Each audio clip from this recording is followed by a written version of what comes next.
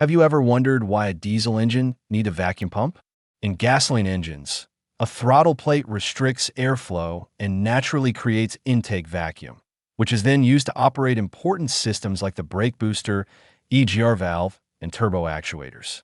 But in a diesel engine, air flows freely because there is no throttle restriction, meaning almost no vacuum is produced.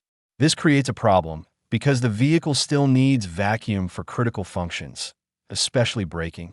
To solve this, engineers use a vacuum pump that is usually driven by the engine itself, either by the camshaft or crankshaft, to generate vacuum.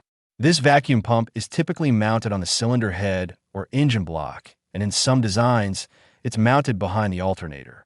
The most important use of this vacuum is in the brake booster, where it helps reduce the effort needed to press the brake pedal. Without it, the pedal would feel very hard and braking would become difficult and unsafe. In addition, the vacuum pump also supports systems like turbocharger control and the EGR system in some diesel engines. If the vacuum pump fails, you may notice a hard brake pedal, reduced braking performance, and possible engine or turbo-related issues.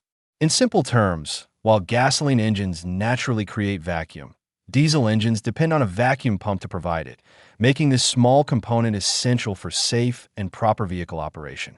Next time you press the brake pedal in a diesel engine vehicle and it feels smooth and effortless, remember, there's a vacuum pump working behind the scenes to make that happen. If you found this explanation helpful, don't forget to like, share, and subscribe for more simple and practical automotive insights.